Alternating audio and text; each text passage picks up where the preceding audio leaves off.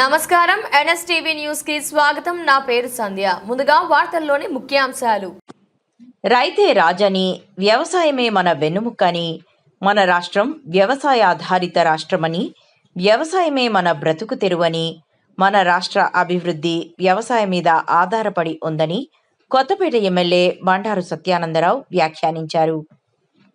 ఆత్రేయపురంలో సోమవారం ఆయన జిల్లా కలెక్టర్ ఆర్ మహేష్ కుమార్, రాష్ట్ర civil supply corporation chairman Thota Sudheer, Akula Ramakrishna, జిల్లా రైస్ మిల్లర్స్ సంఘం అధ్యక్షులు లక్ష్మీనారాయణ, వాడపల్లి దేవస్థానం పాలక మండలి chairman Moddunuri Venkataraju, Paluri Satyanandam, civil supply అధికారులు, వ్యవసాయ శాఖ అధికారులు తదితరులతో కలిసి రబీ ధాన్యం కొనుగోలు కేంద్రాన్ని ప్రారంభించారు. మన డాక్టర్ బిఆర్ అంబేద్కర్ కోనసీమ జిల్లాలో మొట్టమొదటిగా ఆత్రేయపురంలో ప్రారంభిస్తూ ఉన్నాం. ఎందుకంటే ఎర్లీ హార్వెస్టింగ్ మనకి ఇక్కడ ఉంది కనుక 126 కానీ MTU 1121 కానీ ఇవన్నీ వెరైటీస్ ముందుగా హార్వెస్టింగ్ అవడం, ఆ సందర్భంగా మొట్టమొదటి కొనుగోలు కేంద్రాన్ని ఇక్కడ ప్రారంభించడం, రైతులందరికీ బాసటగా ఉండడానికి రైతులకి భరోసా భాగంగా ఈనాడు ధాన్యం కొనుగోలు కేంద్రాన్ని ప్రారంభించాం.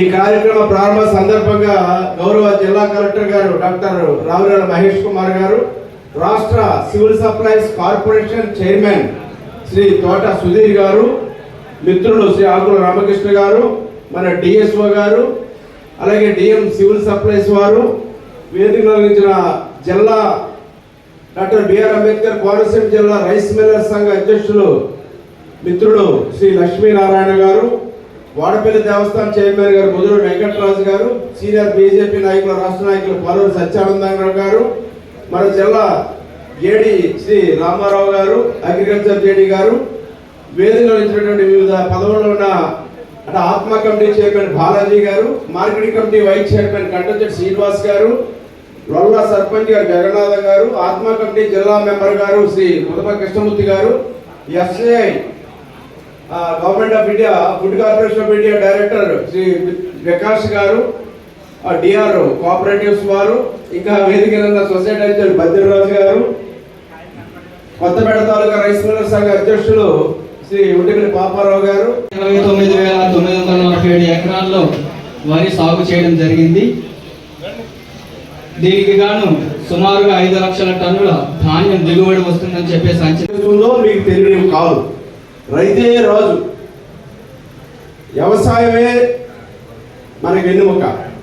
మన రాష్ట్రం వ్యవసాయ ఆధారం, జీవనాధారం, బతుకు తెరువు, మన రాష్ట్ర అభివృద్ధి అన్ని దాని మీద ఆధారపడి అందులో భాగమే రైతుల కోసం ప్రభుత్వం ప్రత్యేక ప్రాధాన్యత ఇస్తూ ఉంది.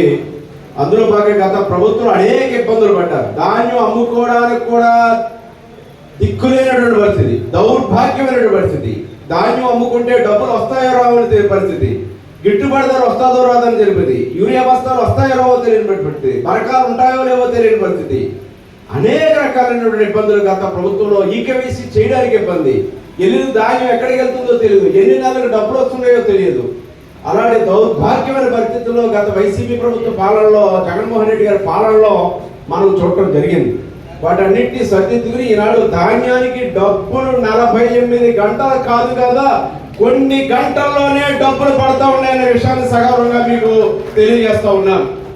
రైతు అమ్మిన డబ్బులు కేవలం 6 గంటల్లోనే డబ్బులు అందుతూ ఇస్తున్న ప్రభుత్వం ఏదైనా ఉందంటే అది ఎన్డీఏ కూటమి ప్రభుత్వం, చంద్రబాబు నాయుడు గారు, పవన్ కళ్యాణ్ గారు, మోడీ గారి నేతృత్వంలో ఉన్న ప్రభుత్వంగా తెలియజేస్తూ రాష్ట్రం 23 లక్షల మెట్రిక్ టన్నుల ధాన్యాన్ని కొనుగోలు చేయడానికి ఈసారి పెట్టుకోవడం జరిగింది. ఇంచుమించుగా లారీలు సిద్ధం చేసింది, గోతాలు 5 కోట్ల 40 లక్షల గోతాలు సిద్ధం చేసింది. గ్రేడ్ ఏ రకానికి క్వింటాల్కి 2,389, కామన్ వెరైటీ సాధారణ రకానికి 2,369 రూపాయల చొప్పున చెల్లించనున్నారు. దళారులకు అవకాశం లేకుండా వ్యవస్థ నడుస్తూ ఉంది. రైతుల గురించి మాట్లాడాలంటే ఒక ఆయన మాట్లాడు, చాలా విషయాలు ఉన్నాయి. ప్రభుత్వం వచ్చిన తర్వాత చేసినటువంటి ఘన విషయాలు అవన్నీ మనం మళ్ళీ మాట్లాడుకుందాం. ఒక్కొక్క 2 నిమిషాలు సివిల్ సప్లైస్ చైర్మన్ గారు తోట సుధీర్ గారు మాట్లాడతారు. కలెక్టర్ గారు రైస్ మిల్లర్స్ అధ్యక్షుడు కూడా ఇవ్వట్లేదు.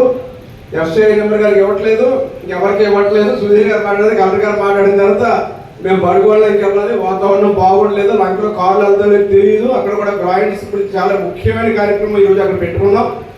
మరి ఈ యొక్క కార్యక్రమం తొందరగా ముగిస్తామని తెలుసు. 2 నిమిషాలు సుధీర్ గారు, 2 నిమిషాలు కలెక్టర్ గారు మాట్లాడిన తర్వాత బయలుదేరుతాం. సహకరించడానికి కోరుతూ సుధీర్ గారు